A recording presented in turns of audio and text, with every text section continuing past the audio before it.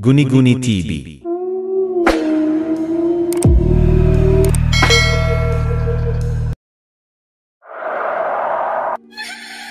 Ako po si Lenny, 28 taong gulang.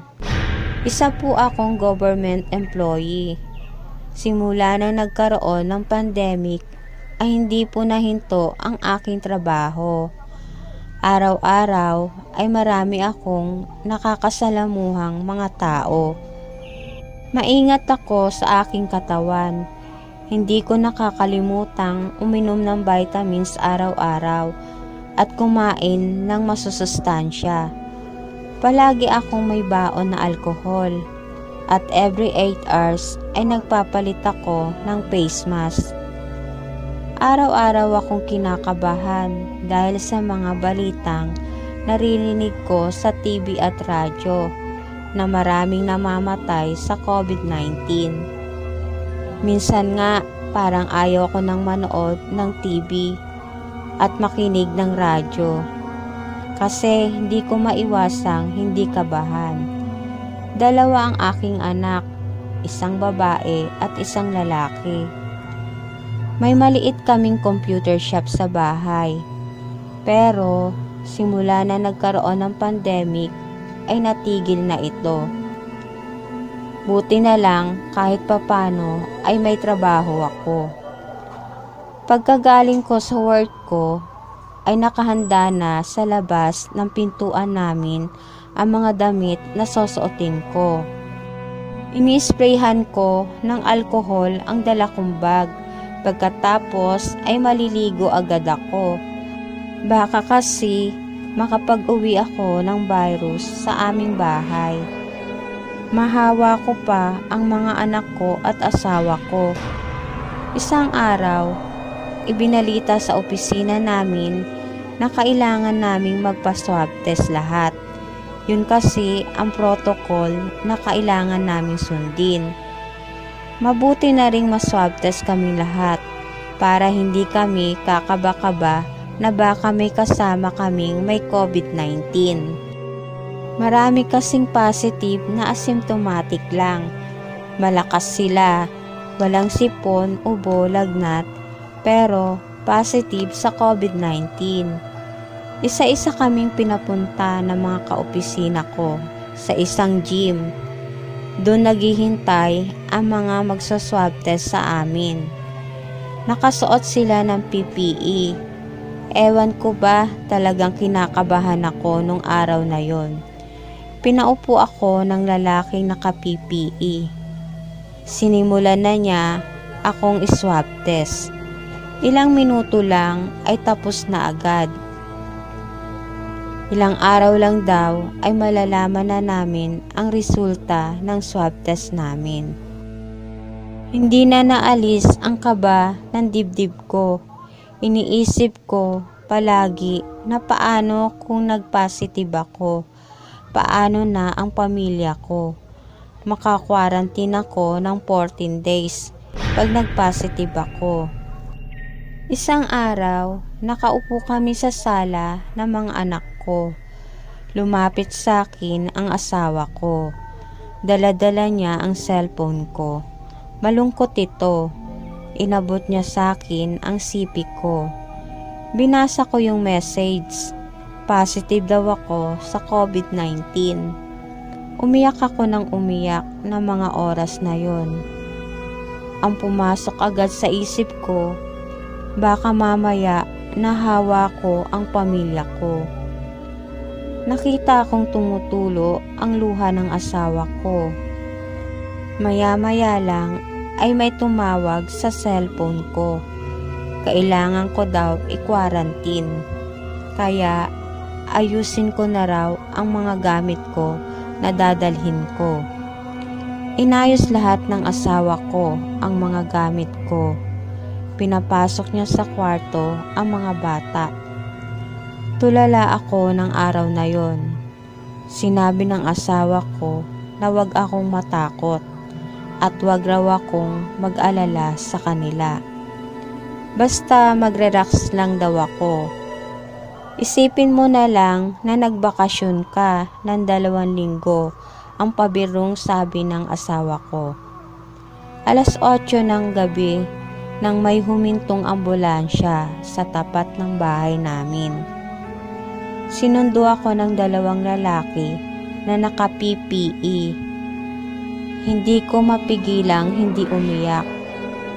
Papalabas na ako ng gate ng bahay namin nang narinig kong sumigaw ang 2 anak ko. Napagaling raw ako. Lumingon ako sa kanila.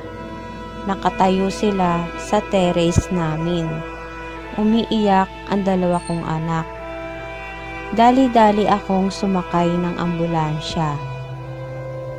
Habang papaalis na ang ambulansya, kitang-kita ko sa bintana na maraming tao sa labas. Mga tsismosa na walang social distancing. Nagbubulungan pa. 9:00 ng gabi nang dumating ako sa isang quarantine site. Napakadilim sa labas. Ang tataas ng mga puno. Isa itong quarantine site sa Manila. Hinatid ako ng isang nurse sa isang kwarto.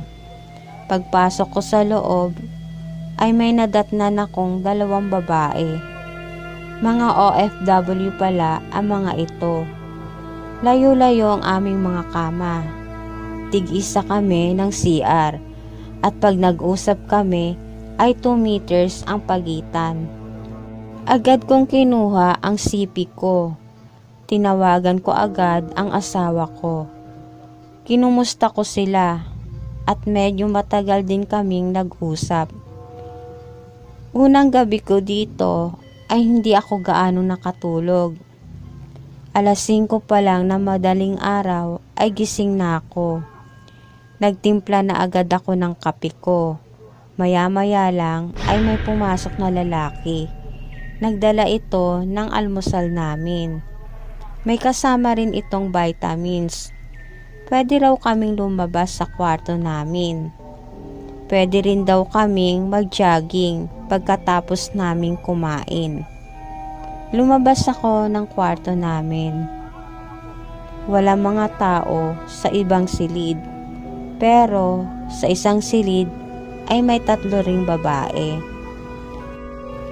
Halos lahat na pala ng mga silid dito ay bakante, ang sabi ko sa isip ko.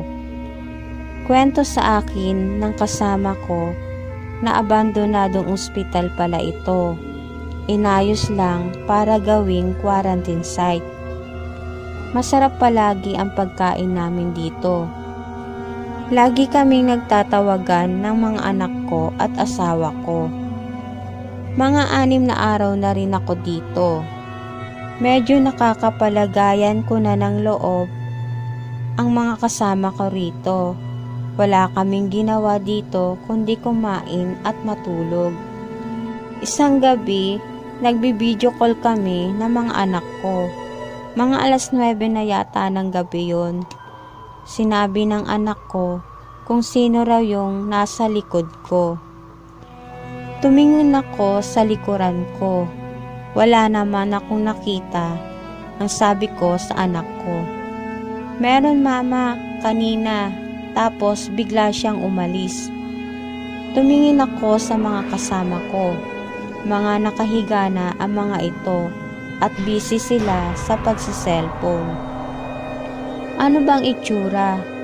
Babae siya mama. Nakasuot siya ng pang-nurse.